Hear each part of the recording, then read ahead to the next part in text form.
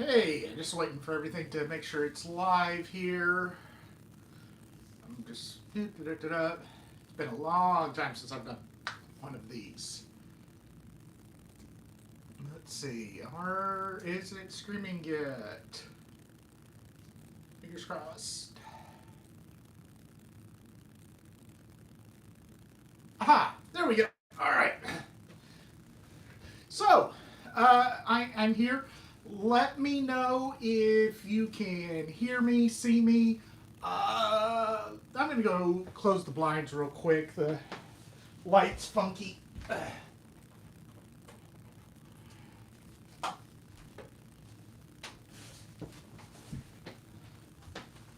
Okay. That should be a little bit better. Greatbassoon update. All right, loud and clear. Excellent. Yeah, it's been a long time. I think it's been like 10 months since I last uploaded anything. Thank you guys for being patient with me. Yes, I have stuff to show on the Greatbassoon, which I've got right here. There's a reason I put it in portrait mode. This Greatbassoon is a portrait mode instrument. First thing you'll notice is I've only got part of a bell on. There's a reason for that. So let me kind of just walk you through where everything stands on this thing right now. I posted a lot of stuff to Instagram, so you can see everything there. First thing, I guess we can just start bell on down. Well, the bell is, of course, connected to the bass joint, and basically everything here is getting scrapped. After years of working with the design, I realized essentially everything on the design on the bass joint was a failure, and I needed to start over. And so I sat down and completely redesigned everything on the bass joint, and therefore the bell as well. This is the old one. We have not actually put in the computer yet the new bass joint. But this thing was needlessly complicated, and there were things on here that just did not work well at all. So what I did is I simplified everything. It'll still have all the same features that I had on this complicated design, but it's one of those that scaling up a bassoon simply didn't work. The bassoon will only scale so much. Bassoon keywork is a lot of it's going to be on rockers, on pivot, on just simple lever keys on the bass joint. In fact, they pretty much all are. All the thumb keys anyway, they're all just on simple levers. Well, that doesn't scale up, and it took a long time for me to come to that realization that it doesn't scale. So what I've done is I've simplified everything, and it's all now on pivots, much closer to a berm system. What does that mean? It means that in terms of simplification, the bass joint goes from something like 26 posts to 14 posts. Seriously, yeah, I can get it all the way down to 14 posts on here and do everything that this will do. And it's gonna just making everything simpler. It's gonna make everything work easier. Jen says, how long is it? How long is what? It's the question. The whole Greatbassoon It's when all fully assembled, it's about 6 feet 8 inches tall, a little over 2 meters tall. Quite a bit taller than I am.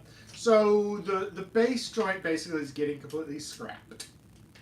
And if you've kept up with the project, you know that the base joint has given me more fits than anything. And I think part of that is I was trying to put on a system that just simply did not work. And now I've got something much simpler and easier to use. That leaves the boot joint and the wing joint. And I've got that here, and these are coming along. Let's talk wing joint. Now there's a few things on here that I actually have to take off because they are not going to be on the final design. Because I realized that one of the things I started making wasn't going to work. But you can see here that it's starting to get a lot of the key work put on it. The biggest thing on here is going to be the octave system.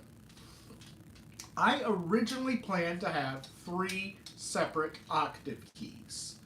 The lower one would cover the notes roughly A flat to B. The next one up would cover C and D, probably B to D. There's some overlap there. The top one would cover E and F.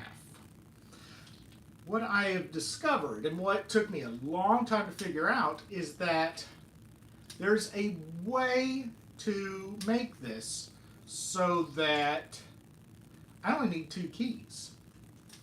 And that has been kind of the biggest breakthrough on the wing joint, is that I can couple the top 2 vents into 1 key. There will still be 3 vents, but just 1 key to cover them. So the first thing on the mechanism you'll notice here is the ring. This ring is for the 2nd finger. Let me raise up, I'm way too low. So the ring here is for the 2nd finger. And it will actually a toggle that is going to go all the way up here. And when that ring is depressed, the lower of the 2 upper vents, so the middle vent here, will open. And when that ring is up, this vent here will open. It's going to be a very complicated mechanism, but in the end, it's going to simplify the technique on the instrument. So it's basically a semi-automatic octave system on this. And that is made possible by the fact that we are not doing a whisper key on here. The whisper key is kind of that thing that holds bassoon back from having a better mechanism. Otherwise, everything is coming along pretty well here on the wing joint. I've got to take off some things here and rebuild a couple things and move some keys around, but it's coming along. But the big thing I've been making a lot of progress on is the boot joint. Let me get this closer to camera, because boot joint I have been working on every day for the past several weeks, excepting the vacation I took a couple weeks ago. But this thing is actually coming together and it's really starting to look like a real instrument. So let's start here. What I've got, this is the player side of the instrument. This pad, I've got a pad cup right here. This is the pancake key, and the pancake key is mostly done. I just have to put the touch piece on for it, and it's going to work just great. All the other thumb keys are still in progress. The next one that'll be fully complete, I just need to put a touch on here for the alternate E flat key, but it's going to connect here.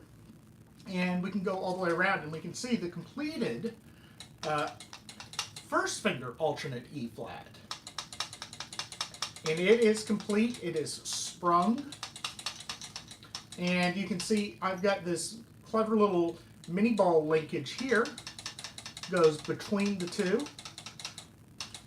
So first finger, second finger, and I can just, and I can play E flat right here.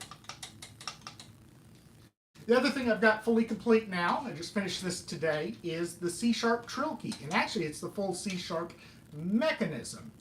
Well, on the boot joint anyway. So, we all know the bassoons have this little C sharp trill key. It's usually actually up here. But if you put it here, between 1 and 2, it's actually a little more useful. And this is actually the only C sharp tone hole on the Great Bassoon. You've got your tone hole right here. Nope. And you can see it working here. And you've got a little linkage up here. This is going to connect to the C sharp thumb key.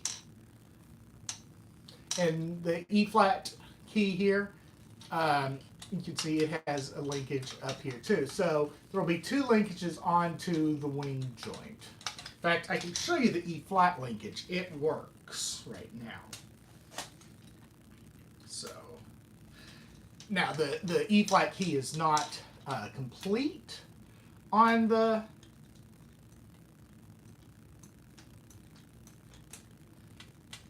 but you can see there's a bridge here, and you can see it working there. And then the tone hole is right here. I just got to get a pad cup on there, and it's good to go. The other thing I have completed on the boot joint is the third finger. So I've got 1, 2, and now I've got 3 right here. Which means my fourth finger is actually going to be way out here, and I'm going to have long touch pieces for that. But that was part of the design. I want the hand really pretty far off the instrument so people with smaller hands can comfortably play this. This is the only push rod through the instrument. You can see it's going to come down here, and it's got a lever, and then that's going to push to the other side of the instrument. And you've got the G key, G key right down here, just like it is on regular bassoon. I've got the beginnings of the B flat key. This is the B flat. That feels like it's in such a weird position from bassoon, where normally the key is like way up here, but this is more of the acoustically correct position. And that will probably be the next key I tackle, is the B flat. I had to remake the rod in here today. But yeah, so that is the progress I've done. Each one of these keys is probably, the C sharp key, it probably took me 10 to 12 hours of work to make that. It is not an easy key to do. Same for the E flat key. These are 2 of the most complicated keys on the Great Bassoon, simply just because of their shape and how they're wrapping around the instrument and their multi-parts. I mean, I've probably put 50, 60 hours of work into the boot joint itself so far. And there's probably that much more or more still to go. I would probably bet I have another maybe 100 hours worth of work to put into the boot joint. Maybe, somewhere around there. The wing joint I could probably finish in 20 to 30 hours. It's slow going, and I, get the parts when I can. But let's see, what questions do we have? I know this was kind of impromptu tonight. There's a handful of people in the room. But yeah, I'll take some questions. There's always the question of where have I been? I've been busy with this, but I've actually been more busy composing. I've got some new pieces in the works. I'm hoping to have a pretty big one done by the end of the year at least. What key is it in? Okay, so this is, you can think of it in two different keys. It is in relative to the bassoon. If we assume the bassoon is in C, this is in G. It's a fourth lower. Um, but bassoon's not really in C. Bassoon's in F. So that means this is really in C. So, but it's a fourth lower than the bassoon. So kind of think of it in G. The part will transpose to G, but and it's going to have a range well over 3 octaves. I've been able to play when I have it in kind of a playing state. I can go all the way from the written low A, sounding E1, and I've gotten the highest note I've played is a written high E flat 5, which would sound a B flat 4.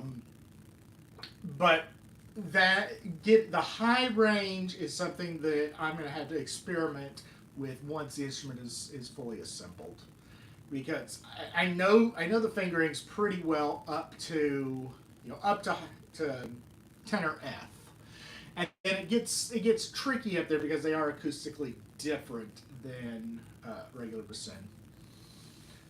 It is going to have pretty much all the standard key work of a bassoon. Does it use a regular bassoon reed? No. Do I have a great bassoon reed nearby? Oh, that's my old Baroque bassoon reed. I probably should keep track of that. No, the bassoon, the reed is positioned, is sized right in between a bassoon and a contrabassoon reed. So it is quite a bit bigger than a regular bassoon reed. And that is a trick of it in and of itself, finding what reed works. And making a reed for this can in some ways be just as complicated as making the whole instrument. Figuring out what makes it sound well. All right, what other questions do we have?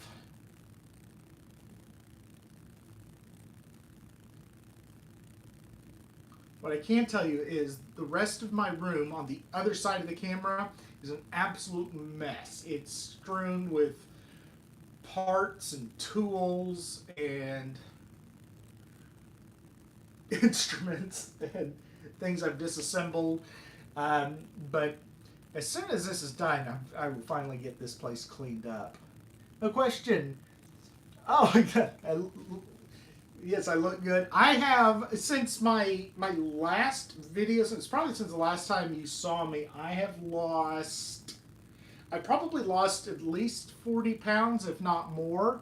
And yes, my hair is quite a bit longer. But yeah, I've been on a major diet this year, so getting much healthier than I was. But yeah. What else do we have?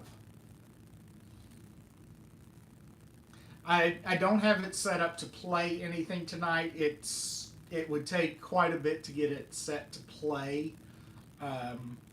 Because I'm in key making mode now, so I would have to go and kind of stop up everything. I don't have any pads on it. I could probably put the pads for the C sharp, low E, third finger on. Those are ready to go. Everything's sprung on there. But I don't even have pads for them, so. I will say there has been a huge learning curve of various things on here. Just different techniques I've had to learn, and some of that has just been a challenge. Some of it's been fascinating. Just learning how to solder, learning how to craft and make the keys, because everything you see on here apart from the screws and mini balls, I have made. I have cut out, brazed, sanded, buffed all of the brass on here, and that has been a long and uh, tricky um, thing to learn. But it's been worth it. I feel like I really understand. I understand the bassoon itself a lot better. You would be amazed at how many different parts go into making one key. Like the C sharp key that I right here. I've got the little touch piece here. I've got the arm. I've got the whole rod. There's a spring holder on there. There is a arm here. There's the pad cup. The pad cups are all reused. I'm not making those. There's another arm here, and then there's an arm coming off of that. So that's 1, 2, 3, 4, 5, 6, 7, 8, 9. 9 pieces I had to craft. 8 I had to craft, and 1 I borrowed in order to get this key made. Granted, that's one of the more complicated keys just because of all the things it does, but I mean, the E flat key right next to it 1, 2, 3, 4, 5, 6, 7, 8, 9, 10, 11, 12, 13. That'll have 13 individual parts, not counting the mini balls and the screws and bolts that hold those on. So it's, when you start thinking of it, oh yeah, it's just one key. Yeah, but that one key has, in this case, 13 parts. It's there's a lot that goes into it that you otherwise wouldn't think of. But if there are no more questions for the night, I will go ahead and wrap this up. I wasn't planning on going too long tonight, but I thought I should at least show myself because it's been a long time since I've been on here. But yeah, I'll stick around for another minute or so. And if there are no more questions, we'll just call it a night. And I will get some rest because I'm done making keys for the day. I burnt myself on my torch too many times today.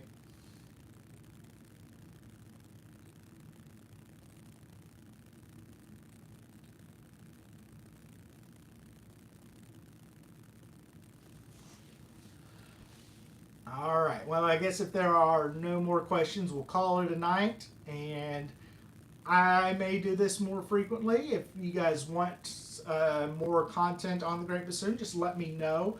I do hope to have the boot joint done here, hopefully by the end of summer. I know it's just the beginning of summer technically, but maybe by the end of August.